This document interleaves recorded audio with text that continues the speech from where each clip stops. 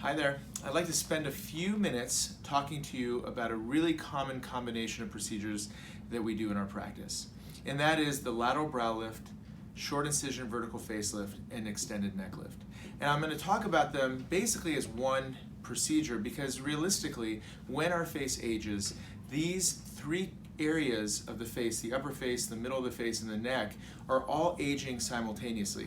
A lot of people think of them as separate areas, including some surgeons, but realistically, it's all one fascial layer that's aging at the same time. So when we're going to treat them, a hallmark, I would say, of a strong foundation of my approach to facial rejuvenation is to create a balanced and holistic approach to the rejuvenation, so that things look natural and they look like they belong together. And what I mean by that is if you're aging in your upper temple and brow area, and you're aging your mid-face and your neck, if I only take up the lower third of your face, then everything is going to have kind of a mismatch. You're going to have heaviness here and a nice lifted neck, and it's not going to look right. Now you take it one step further and you lift everything up in this direction, then you're going to have a mismatch in your forehead, and that's not going to look right. And we see that over and over again for patients who come in who've had facelifts, and then I come in and I kind of correct the overall look by applying those different pieces together. So my approach is whenever I see a patient, whether they're in their late 30s, 40s,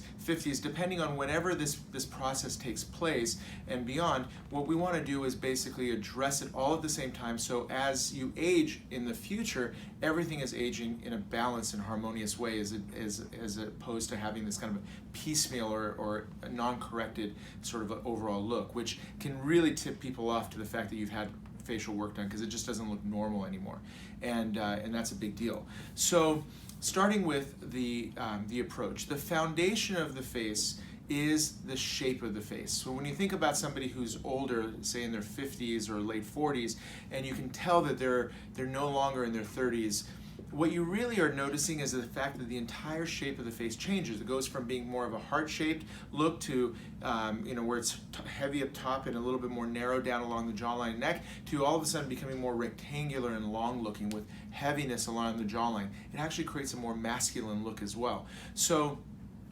whatever we end up doing, we want to basically take this shape and put it back to where it was. And that's why I consider these procedures not only restorative for those who've already gotten to this point, but also preventative for those who are in the early stages, in their, say sometimes in their early 40s or even as early as the late 30s in some cases, but very commonly in their late 40s and early 50s, where they're just starting to see these changes happen.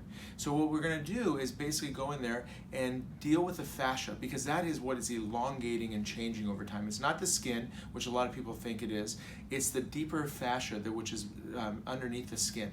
And just like dough gets elongated if you let it hang for a long time, pizza dough, if you kind of let it hang, it gets longer. The same thing happens with the fascia. It starts to elongate. So what I'm going to do is I'm going to go in there and I'm going to shorten that fascia and reposition everything exactly where it used to be. And as long as I do that in the correct anatomic fashion, you'll never look like you've had work done, which is ultimately what every one of our patients want. You want to look like you are yourself minus the aging changes. So in the jawline and neck, I'm going to release some of the fascial attachments that are causing the face to stay in this age position, relocate them back where they came from, carry that up into the lateral brow area, and remove the excess skin. The incisions are placed along the temporal hair in sort of a zigzag type of way, with most of the incisions being inside the hairline. So once the incisions heal, you'll have some hair in between, and then they come down and they hide in these natural creases and go behind the ear cartilage,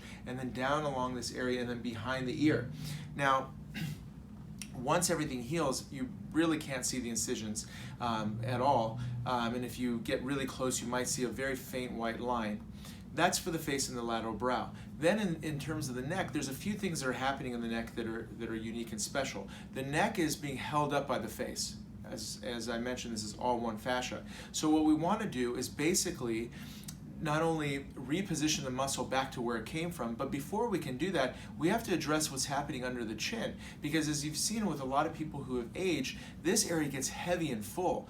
And what's happening is there's a deep fat pad that's basically underneath the muscle. It's not a space where you can liposuction, because liposuction goes directly underneath the skin. The anatomy of this area is there's skin, then there's muscle, and then there's another fat pad. So what we want to do in that case is basically part the muscle underneath the chin and get a hold of that fat pad. Sometimes it's like it's like half of a tennis ball, or the smallest, like a golf ball, of a very firm fibrous fat pad that has to be peeled off that deeper layer. Without doing that, you're not going to get that nice submental shelf that you see in young people, where everything is nice and flat under here.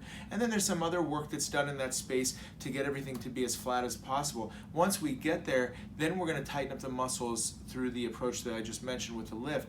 Now the thing is, one of the hallmarks of my outcomes is the natural look. And people say, well, how do you get such a natural outcome with this?